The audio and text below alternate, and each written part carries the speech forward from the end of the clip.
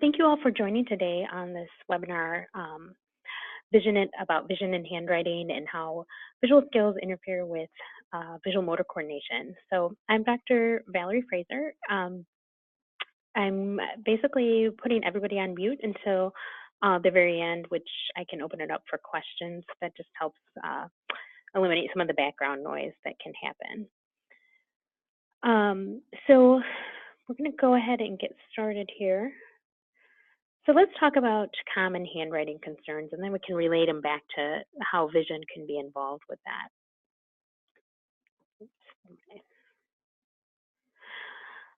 So some of the things that we can see that are common handwriting concerns can include poor letter formation, poor use of lines, poor letter size, poor spacing between letters and words, difficulty copying written work, trouble with using the margins, trouble with writing across the page, left to right, reversals of letters, inconsistency with uppercase and lowercase letter use, and difficulty paying attention when writing, and especially avoidance of writing. And then I'm just going to throw in difficulty with spelling as well, as that relates to handwriting. So what does vision have to do with any of these skills? Today we're going to talk about some vision dysfunctions that tend to interfere with handwriting. We'll also talk about what visual skills are needed for writing. If you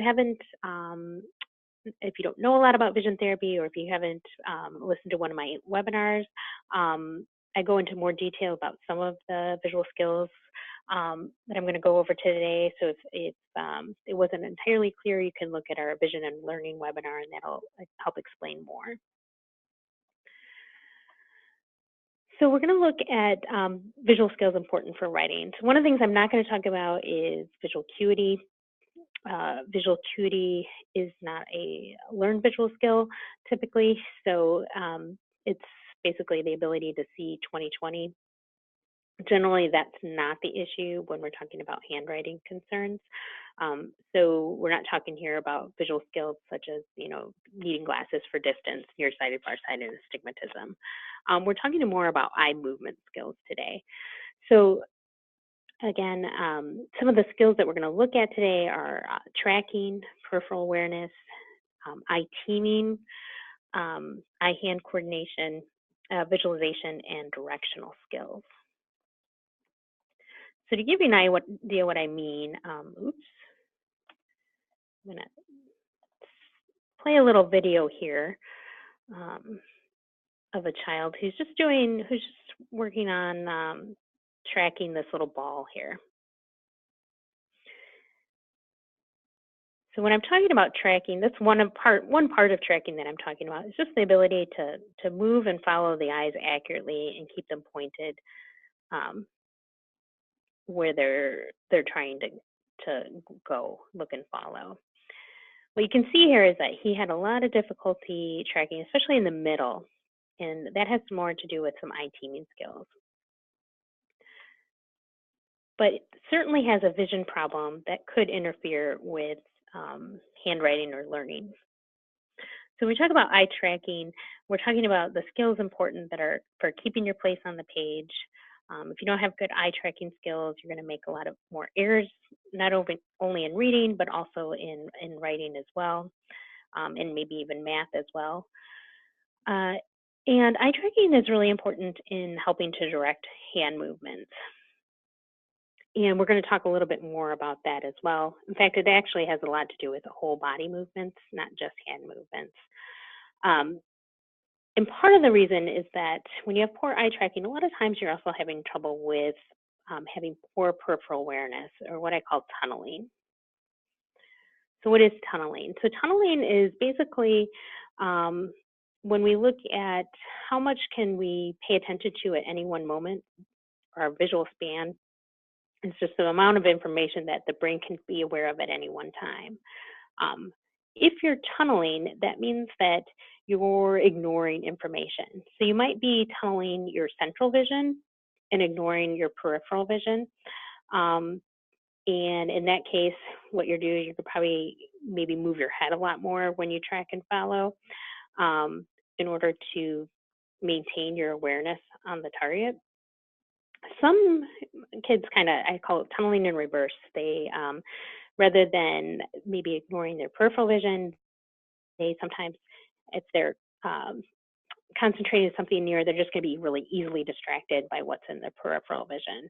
And so they're not able to maintain what we call fixation on the target that they're looking at. If you think about reading, here's an example on the left where maybe you're not seeing the whole word, you're seeing parts of the word at any one time, and how it can interfere with your tracking while you're reading. But when we think about how tunneling can affect handwriting, it really goes into the idea of how well you're able to take the information all at once, and the concept of spatial awareness, of understanding and organization on the page. The more tunneled you are, the less likely you're going to know where your eyes or your hand are going next, and you're going to have much more difficulty with the spacing and organization. Kind of a related skill with tunneling are eye-teaming skills. So eye-teaming skills are the ability to use both eyes together. If you have two eyes, both eyes have to meet at the same place at the same time to make one picture. And that's kind of what gives us depth perception and 3D vision. When eye-teaming problems come up, sometimes it can create double vision or difficulty with just having to work harder to keep things clear and single. So that certainly can affect reading, although sometimes kids, especially and adults, can find a ways around that and still be good readers, but it can affect the fluency of reading and avoidance as well. But really what it comes down to is, for the eye-teaming part, is again that idea of spatial awareness, understanding where they're in space. So the two eyes work together to kind of give us a whole system of kind of the invisible GPS system is what I call it. So the visual motor system, when you think about, let's say, catching a ball, you know where to catch the ball because your vision tells you where it is. If your visual system's not telling you the correct information, then you're not going to catch the ball in the right place. So we don't think about the visual system about being like a GPS system, but it does really direct almost all of our motor actions and acts to help guide the motor system to know where it should go next. So if you think about, again, getting back to handwriting, we talked about organization on the page. The eye teaming and eye tracking system work together along with, again, needing that overall peripheral awareness of space in order to be accurate with the organization. Here's an example. So one of the things when we work on, we have somebody coming in that's dealing with handwriting issues, it's actually not the first thing that we work on. There's a lot of other individual skills that need to be worked on first before we get to the point where they can actually work on let's say, pen and paper activities. Many times we have patients whose handwriting improves without even getting to those pen and paper activities, just by working on those tracking and teaming skills, the peripheral awareness, and working on that visual motor integration. So here's an example of one such case. So this is a sixth grader, an older boy who had a lot of difficulty with handwriting.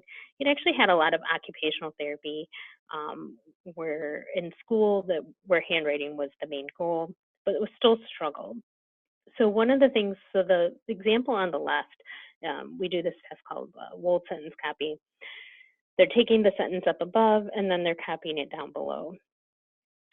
What you can see is the example on the left. This is before vision therapy, and he had a lot of omissions. So think about what happens with poor eye tracking. So as he was copying, he was skipping over things because his eyes were skipping over things, basically. The time was okay, but he skipped up most most of the sentence, so that's not surprising that his time was better. You can see very poor organization on the page, not using the lines really. It's not uncommon to see with eye teaming issues that they rate either uphill or downhill with poor organization. The example on the right is what he did after vision therapy. At this point, though, we've maybe haven't spent, again, a lot of time on pen and paper things. We've really just gotten those individual visual skills working better. So you can see the difference in the quality. There's no skipping. The organization's a lot better. The time was longer, 4 minutes, but again, he didn't make any mistakes. And so the quality of the output is a lot better. Here's another example. This is an 8-year-old girl. It's not uncommon that we have a lot of kids, that just absolutely hate writing when they start. So her, she kind of had the opposite problem where her writing tends to just squish more together rather than being, spread apart. But she didn't have a lot of errors. She maybe just missed one thing, but it took a long time. So it took actually like 6 minutes and 19 seconds on the one on the left to complete. After vision therapy, now we didn't work on any pen and paper activities with her at all. After vision therapy, she's able to do the same sentence in 2 minutes and 52 seconds with no errors. And she was much more willing and less resistant to writing after just getting those eye teaming and tracking peripheral awareness skills working better. Another part of good handwriting has to do with visualization skills. So what do I mean by that? So the simplest way to talk about it is really to kind of make and see pictures in your head. So the ability to visualize things can help a lot with spelling, comprehension, and reading, but also plays into that motor planning aspect as well as manipulating information in your head. There's kind of two different types of visualization skills that we often work on. Visual memory is kind of being able to remember what you saw more globally, and then sequential memory is being able to remember things in a sequence. So both kind of play a role. They're very similar, but both play a role, and especially that spelling aspect of things. If you can picture the word, you're better able to spell the word. Reading and spelling are two different tasks. So reading is more of a recall of information. So when you see it, you recognize it. But when you write, you need to, again, have that picture of the word or what it should look like in your head, especially if you're talking about words that aren't phonetically spelled. And then we also have to look at directionality skills. So why is that important? Well, and what do I mean by directionality skills? So directionality has to do with understanding the concepts of right and left or direction on yourself. Laterality has to do with concepts of right and left on others or other objects. This all plays into a general sense of body awareness as well. So children who have a lot of difficulty with knowing where their body is in space will also have oftentimes more difficulty with directional skills. And this plays all into letter reversals because in the real world, directionality is not really a difficult thing to understand. So as far as objects go, it doesn't matter if the wrench is facing one way or another, it's still a wrench. It's just with reading and writing where the direction, the B versus D, becomes an issue, depending on, they're really the same if you, just flipped over images, but because we read from left to right, the B and the D can make a huge difference in the meaning of the sentence. So one of the things that we work on in vision therapy often is the concepts of really understanding direct concepts of right and left, because that's why a lot of children will reverse letters. Now, certain patients that are ambidextrous usually tend to have the hardest time with this because they don't really have this sense of like which side is their right side, which side is their left side based on hand dominance. So what are ways that developmental and behavioral optometrists help with handwriting? So a lot of times we look at glasses or therapeutic lenses that can help reduce some of the symptoms and help improve visual function, sometimes to help with that peripheral awareness aspect as well. And then the other thing we provide is vision therapy to work on those visual skills. And vision therapy is a individualized program. It tends to progress from week to week, session to session, and it's designed to work on enhance these visual skills that I'm talking about, as well as the visual information processing part, such as the directional skills and the visualization skills.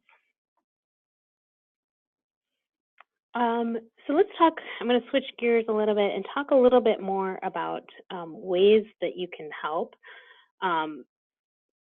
set up the right environment for kids to be more successful with handwriting. So one thing is to look at their posture. And are you setting up a work environment that allows them to have the best posture to use their eyes more efficiently? So for some kids, I mean, they could use just a regular chair. I usually try to recommend that the feet be flat on the floor to help ground them. But for some kids, working on a physio ball, or there's now these sit discs, or using a wedge can help help provide the right posture, help activate their core so that they're better prepared to start writing. When we're hunched over our work, that actually reduces the efficiency of our visual system.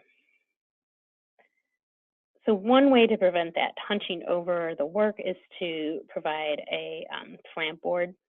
Our desks in elementary school used to all be slanted, about 20 degrees. The reason for that is because it's actually visually better for your eyes. It's easier to get your hand in the right place so you have proper posture when you're writing. So I usually recommend for slant boards for reading and writing so that the material can be at an angle rather than just flat on the desk. The other things you should look at is the placement of the paper. So you want the material tilted a little bit to the left if you're right-handed, or a little bit to the right if you're left-handed. Left-handers always have a little bit of a disadvantage because when you're looking at how they're mirroring how other people are doing it, it's always opposite. But you want the paper tilted a little bit, feet flat on the floor again, and then so you can use the left hand to kind of help hold the paper. Another thing to think about is making sure, if we develop these motor skills earlier on in developing the gross motor system, I talked about the core a little bit earlier as playing a role. So sometimes this can be done if your child doesn't have very much else going on. That can be done, at home, is trying to foster more physical activity. We don't really learn that much from playing on screens as far as motor development goes. So I try to limit that to 2 hours or less per day. And really the small screens, I even say 30 minutes or less per day. And making sure that we're fostering other motor skills can really make a difference for just overall general health, as well as developing good motor skills for vision and visual skills. Also, just taking a time away from near point work can be helpful and make the afternoon more productive. So sometimes it's good to give them a little bit of break. I usually recommend not canceling recess to work on near point tasks, because a lot of kids need to get out and play and be active to be productive. Some other things to think about is the fine motor development. Again, sometimes an occupational therapist needs to be brought in to help with this, but typically what we want to think about is, as far as pencil grasp goes, there's a developmental uh, shift that happens from 1 year to 6 or 7 years of age, where a child should have a better grasp. A lot of times, we'll need to go with a pencil gripper to get that to happen the right way. But I also recommend, especially if you have a younger child, is to try using more of a shorter pencil. So think like the size of a golf pencil. So smaller hands need a smaller tool. So sometimes those really longer or regular size pen and pencils aren't necessarily the best for younger hands to work with. And then when you're thinking about doing handwriting practice, a lot of times it makes sense to work from gross motor to fine motor. So that's both from a visual and a motor sense. So I often start patients out on vertical surfaces if they're learning their letters for younger patients, or even if we're just trying to work on the proper way to make the letters, top to bottom, left to right. Some kids never really learn that because sometimes we push up the letter formation a little bit early in development before they're really ready, and then they kind of do it their own way. So we need to really make sure we're teaching them the right way to form the letters. A lot of times we'll work on chalkboard tracing or whiteboard tracing of letters, and then working big and getting the whole arm involved down to working little when we're talking about pen and paper. So that's really just to get that motor planning down and to improve that familiarity with how the correct way to form the letter. And this works really well, especially with younger kids. It gets harder and harder the older kids get because they learn bad habits, and it's really hard to sometimes break those bad habits. But there are different, I'm a big fan of the Handwriting Without Tears program. A lot of occupational therapies use this program to work on making sure that kids are using the correct way or learning the correct way to form the letters. But for the older kids, sometimes I recommend just shifting, possibly thinking about cursive writing versus doing printing, especially if they've learned, again, a lot of bad habits. It can be hard to break, especially when they get to 8, 9 years old or older. It can be hard to break those bad habits. So sometimes, unfortunately, cursive writing and handwriting in general is just not emphasized as much in school as it used to be. A lot of kids then end up going to more keyboarding things versus the actual handwriting. But cursive is kind of becoming a lost art in many ways. Unfortunately, I think it's going to take extra practice sometimes at home to get better at it, but it can actually help with some of the letter reversals issues because the flow of cursive, you're less likely to reverse letters. And again, it can be faster in the long run once kids actually learn how to do it correctly. Again, and that helping to break bad habits is why I like cursive for older kids. But again, a lot of times it takes working on it at home or with another professional to get the handwriting to be better. Even when, most of the time getting we can get the visual skills up in place and everything going. But sometimes you have to actually practice depending on where the child's at after those other skills are in place. The good news is that usually goes a lot easier because they have the visual skills that they need to be able to be successful at it. So if you would like more information, you can look on our website. Our email is there and our phone number. And sometimes patients are looking for other parents that are going through similar troubles. There is a Facebook page called Vision Therapy Parents Unite. A lot of good information and discussions happen on that page as well. So I'm going to